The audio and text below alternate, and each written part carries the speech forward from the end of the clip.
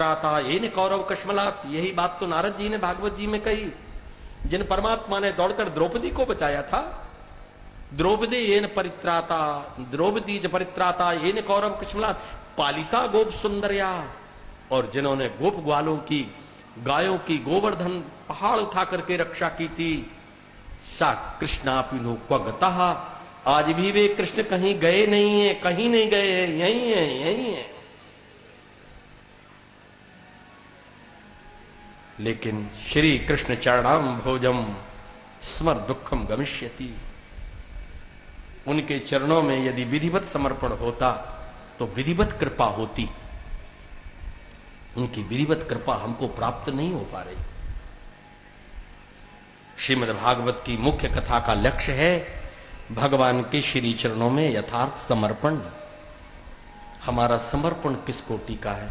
हमारा समर्पण धन के लिए है, वैभव के लिए है, संसार के लिए है, संसारियों के लिए है, पर हमारा समर्पण परमात्मा के लिए नहीं है।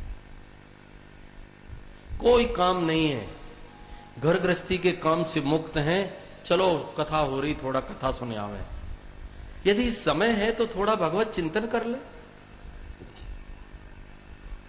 ऐसा कहीं होता है कि संसार के लिए पूरा समय और भगवान के लिए समय नहीं है? जिसके पास भगवान के लिए समय नहीं है, भगवान उसके लिए समय निकालेंगे। ये यथा माम प्रपद्यन्ते तांस तथै भजाम्यहम्। जो मुझे जैसे भजता है मैं भी उसको वैसे ही भजता हूं, उसी गति से मेरा भजन होता है। श्री नारद जी यमुना जी के किनारे किनारे चले जा रहे थे। गोपी बैठी हुई थी, कलश 2 भरे रखे थे जल के, स्नान करके उसने जल भर के ले जाने के लिए सामने रखा था।